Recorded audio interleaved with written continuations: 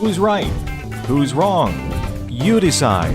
Hash it out with Frank Garay and Brian Stevens. Hey guys, this is Brian Stevens over here along with Frank Garay, and thank you for joining us with another edition of Hash It Out. Today we want to talk about the fine that Franklin Loan Center had levied against them from the CFPB for $730,000. Yeah. It's $730,000 because that is the amount of money over a 2-year period that they paid out in bonuses to their loan officers. Right.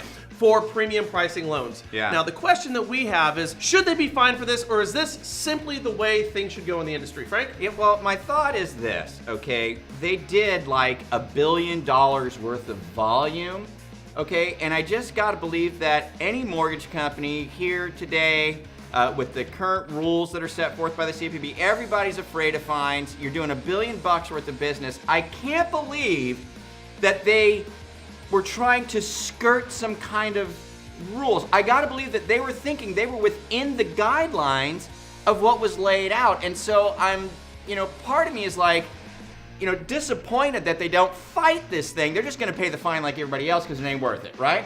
But I wish they'd fight this thing because it's like, I can't believe they're going, the rule says this, but we'll do this and we'll pay it out. I just don't believe that for a second. Okay. I think there's a flaw in the rule to enough where a responsible mortgage company, can make this type of an error.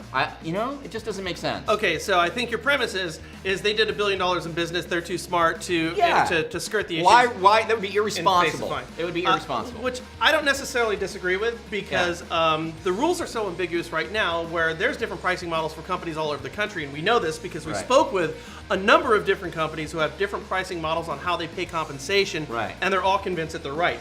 Some of which would probably fall in the crosshairs of the CFPB as well. Yeah. With that said, if there is any type of monetary gain, and it doesn't have to be in the mortgage industry, all you have to do is look at sports. Yeah. If you look at the Tour de France, there are still people taking performance-enhancing drugs because the benefit is worth the risk, and we're never going to skirt that. If you have a monetary gain, somebody's always going to try to skirt the rules.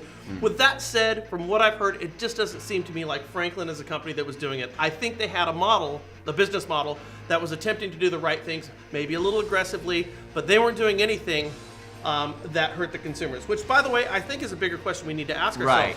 Did what they do hurt the consumers?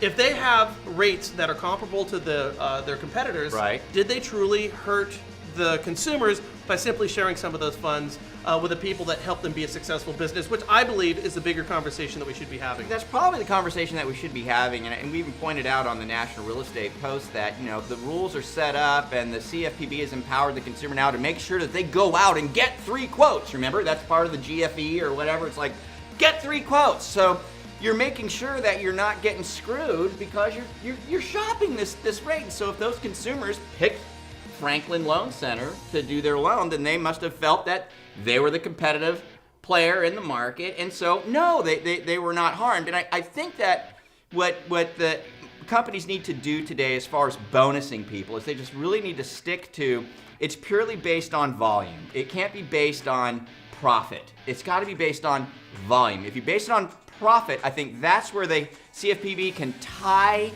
a payment made to a loan officer to a particular loan, and that's where the problem comes in. But if you have a company, a mortgage company, a branch that's running a leaner and meaner machine and they have higher profits based on the same amount of volume, should they then be penalized, which is basically what you're saying?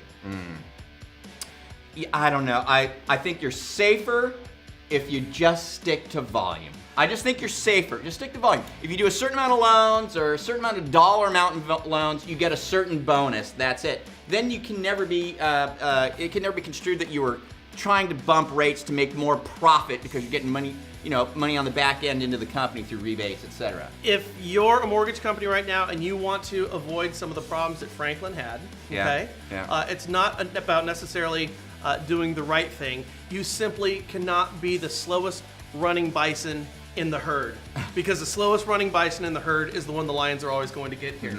So be more conservative than those around you, right or wrong, and you'll probably win. I think what everyone would like to know in the comments down below from you guys is what your company's doing and how they're handling this, because I think every loan officer out there wants to be part of a team where they can get bonus, so they can make more money, right? I think everybody's looking for that.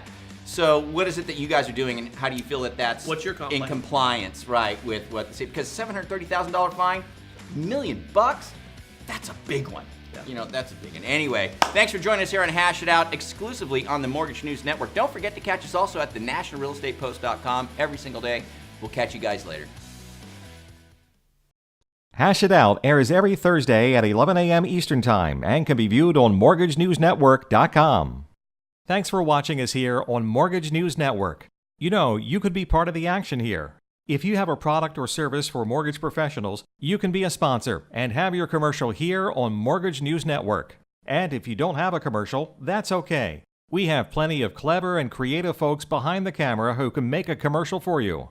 For more information, please send an email to info@mortgagenewsnetwork.com. Or for immediate info, please call Beverly Bolnick, our National Sales Manager, at 516-409-5555, extension 4.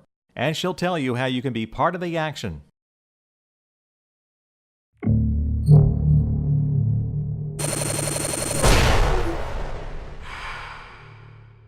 This is Mortgage News Network.